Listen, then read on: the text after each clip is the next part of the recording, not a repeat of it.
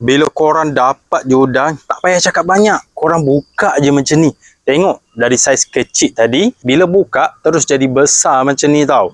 Jaring ni memang saya dah lama cari tau. Sebelum ni saya pakai jaring yang jenis kecut. Bila letak udang, cepat mati guys. Sebab udang tu dia tak boleh gerak macam jaring yang ni.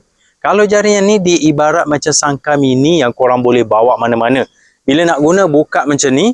Bila korang letak udang, dia boleh gerak bebas tau. Jadi udang lambat sikit mati. Sebelum ni, bila sampai rumah je, udang saya dah busuk sebab cepat sangat mati. Dalam air lagi dia mati. Kali ni saya dah beli macam ni dah. Minggu ni saya nak mancing, saya nak pakai jaring macam ni.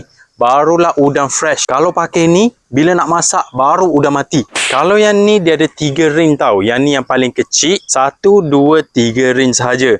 Tapi untuk pemancing yang newbie macam saya, yang ni pun dah cukup besar tau. Korang boleh isi banyak-banyak. Nak masukkan udang, korang boleh masukkan bahagian atas ni. Kalau dapat udang saiz besar betis pun muat guys. Bila korang naik atas bot, korang boleh letak benda ni atas air. Sebab dia ada pelampung merah bahagian sini. Dia akan timbul dekat permukaan air. Bahagian bawah sini, korang boleh isi udang.